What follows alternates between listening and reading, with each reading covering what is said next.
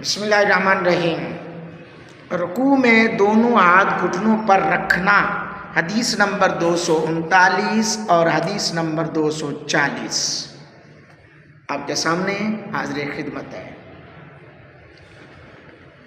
حضرت عبد الرحمن سلمہ بیان کرتے ہیں کہ حضرت عمر بن خطاب نے ہم سے فرمایا گھٹنوں پر ہاتھ رکھنا تمہارے لیے سنت ہے، تو تم گھٹنوں پر ہاتھ رکھنے کو اختیار کرو۔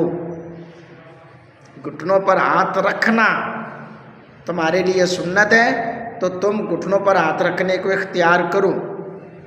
اللہ اکبر۔ حضرات گرامی قدر،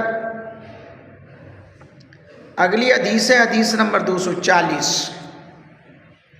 حضرت سعد بن ابی وقاص رضی اللہ تعالیٰ عنہ فرماتے ہیں پہلے ہم ایسا کیا کرتے تھے، پھر ہمیں اس سے منع کر دیا گیا اور ہمیں یہ حکم دیا کہ ہم اپنی ہتھیلیوں کو گھٹنوں پر رکھیں۔ اس مسئلے میں تمام ائمہ فقہا کا اتفاق ہے کہ دوران نماز حالت رکوع میں دونوں ہاتھ گھٹنوں پر رکھے جائیں گے۔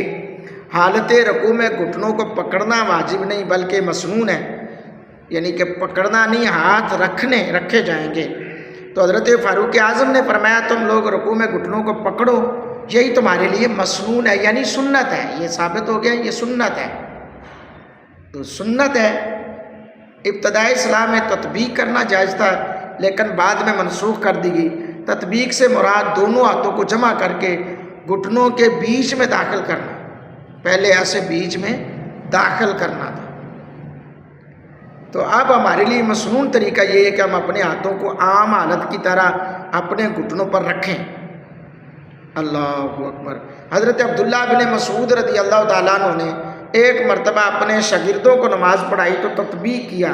کسی نے اس کا ذکر حضرت سعد بن ابی وقاص سے کیا تو انہوں نے فرمایا ہم بھی تطبیق کیا کرتے تھے لیکن اب یہ منسوخ ہو چکی ہے، روک دیا گیا، منع کر دیا گیا۔